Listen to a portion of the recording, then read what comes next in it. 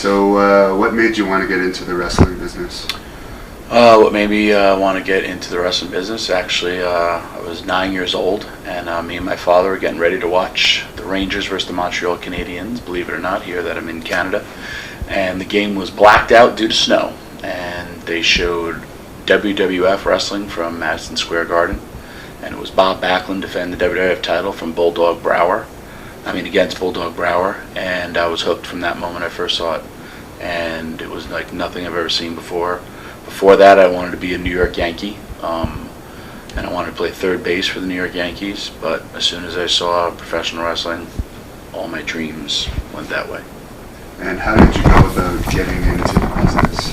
I went about getting into the business with, I saw in the local newspaper for wannabe tough guys, pro wrestlers, and bouncers, if you got what it takes to be a wrestler, type of ad for a movie with Captain Lou Albano was in it, and I went to an open casting call, and I was 17 at the time. I was a big kid, and that's where I met my trainer, Johnny Rods, who's a WWE Hall of Famer, and he told me about his school, and the very next week I brought him the money, and I got beat up for the next 4 months in Gleason's gym in Brooklyn, New York, which is a very famous boxing gym, and that's where I trained.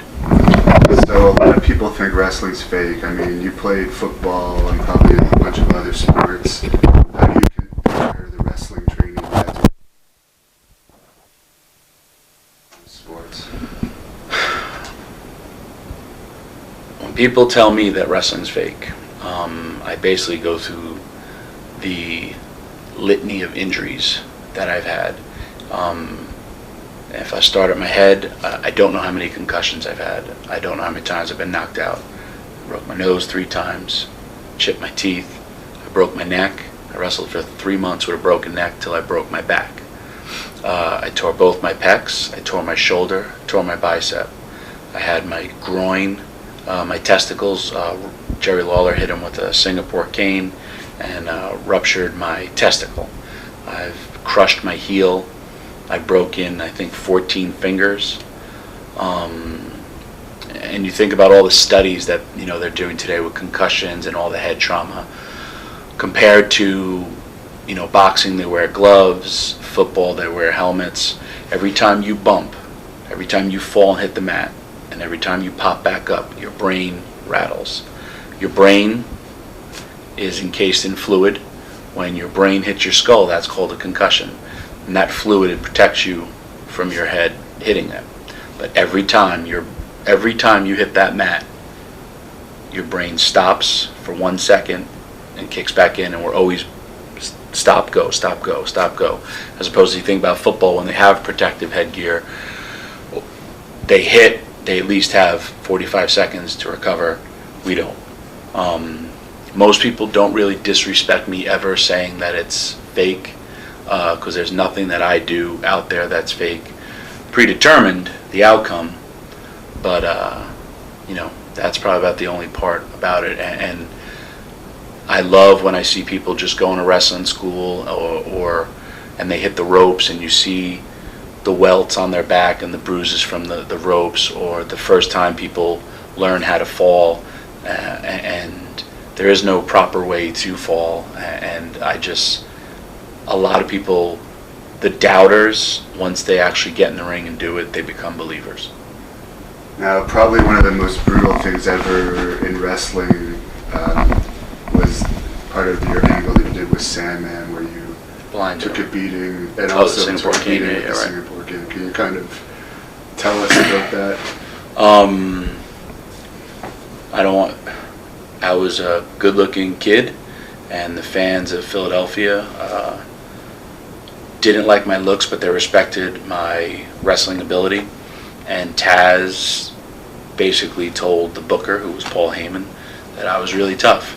And at the time, there was a big hoopla about an American who committed a crime in Singapore, and he was legit going to get caned, and America was in a big uproar that one of our citizens was going to get caned for committing a crime, and it made national news. His name was Michael Fay, so we converted it to a wrestling angle, and he's a pussy because he took only 3 shots and I took 11, and I lost the match and I got hit, and kind of like Rocky in the never quit, I don't give up type of mentality, and I just kept on getting up. And I remember girls were crying, and even guys who, like, at the time they didn't like me, they were like, dude, just stay down.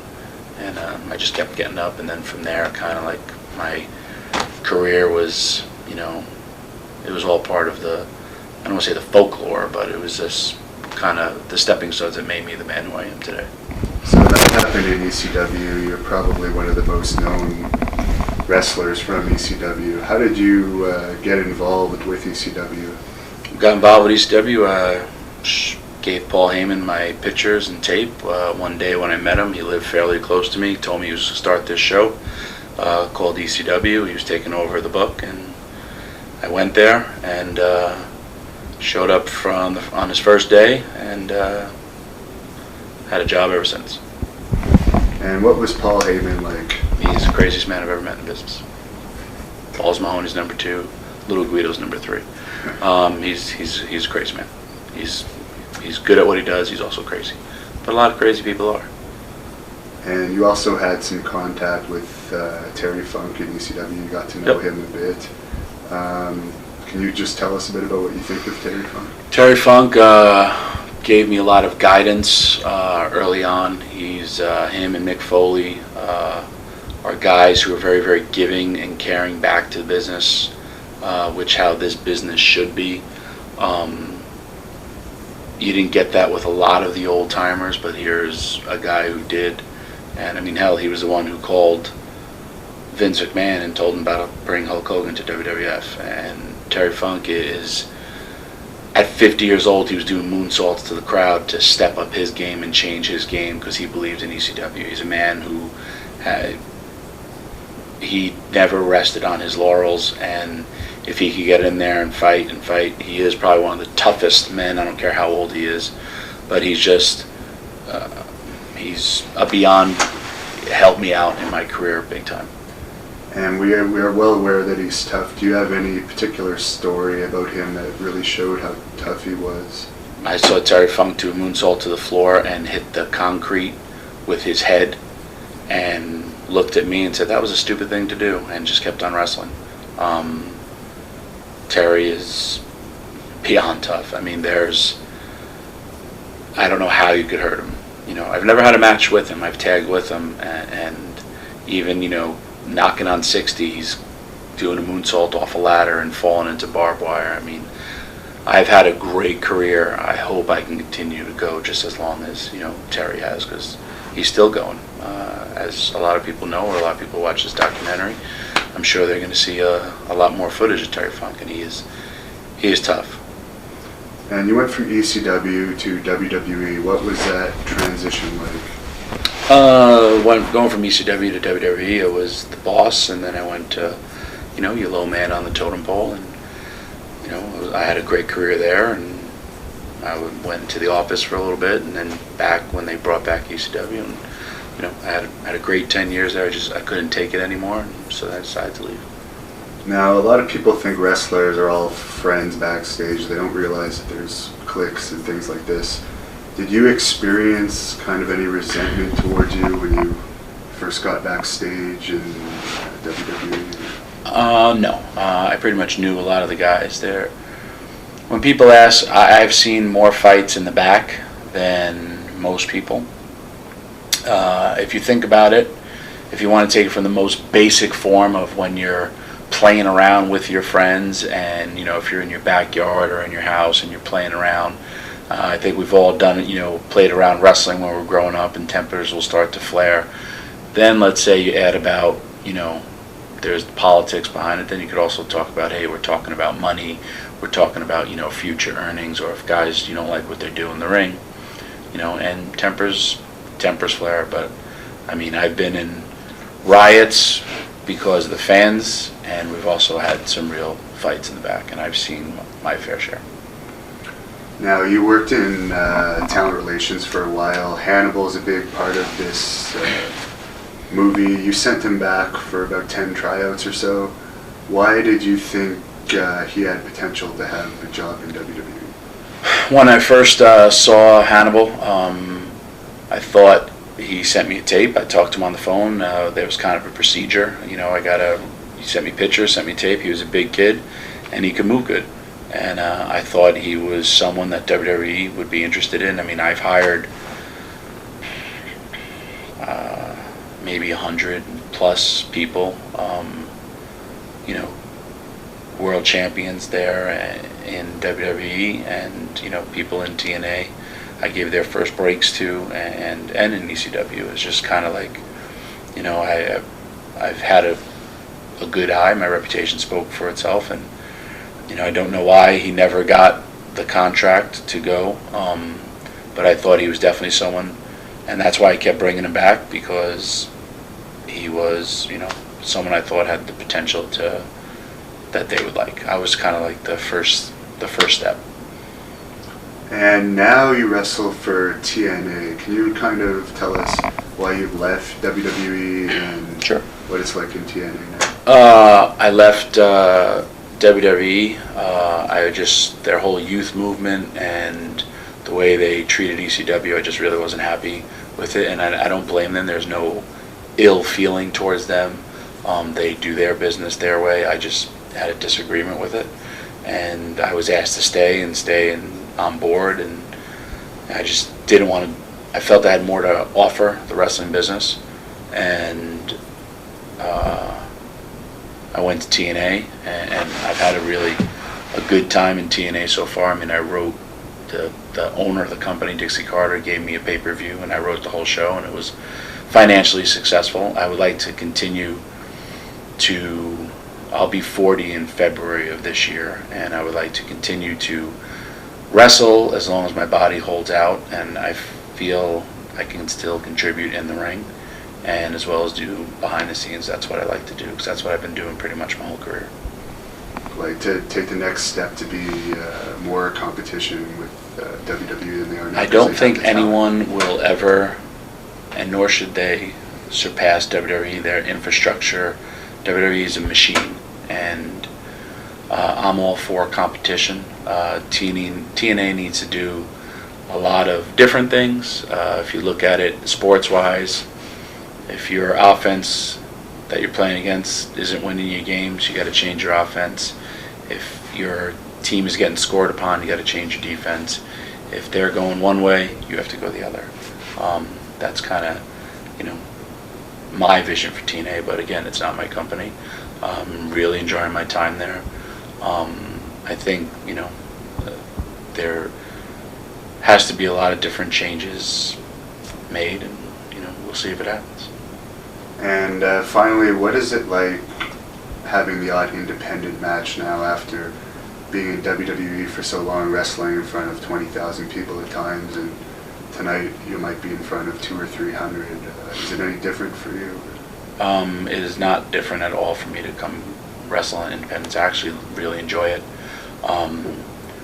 Two reasons. One, I started on the independents, and I remember being like the kid in the corner and being like, oh my God, there's Rick Rude, there's the Honky Tonk Man, there's Greg Valentine, there's Rick Martel, and there's Tony Atlas, and you see these stars, and they're the main attraction on the show, and I'm the unknown guy making, you know, a little bit of money.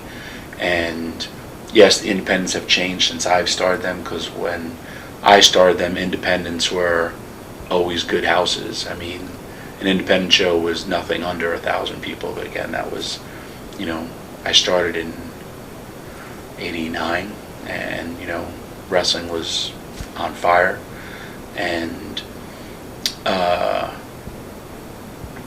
now I'm the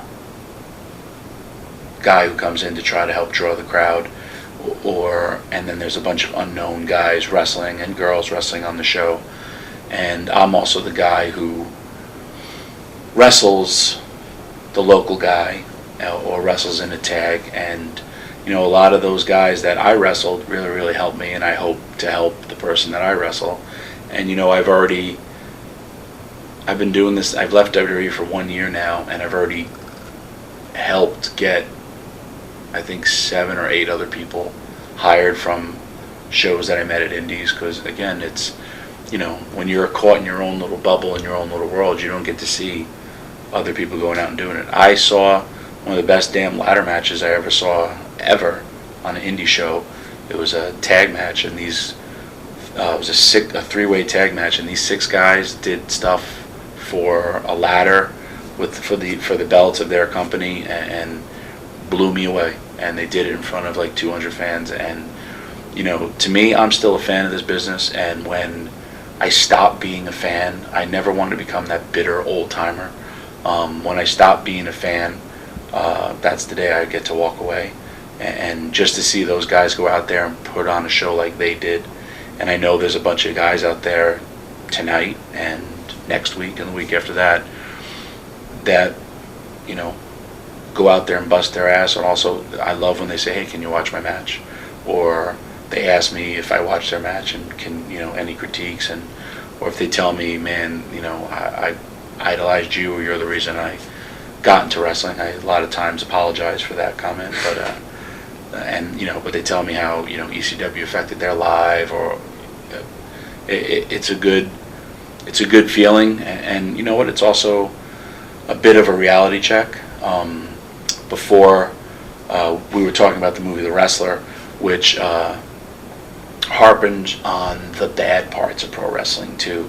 And, you know, there are guys who have to wrestle for the money, but there are also, the other end of the story is there are guys who save their money. There are guys who still like to go out there and perform, and, you know, do this because they want to do it, not just because they have to do it, you know. And I've been wrestling a long time, and I've been very fortunate, and, you know, I pick and choose what I want to do and who I want to work with, and because if not, then I just don't do it, you know.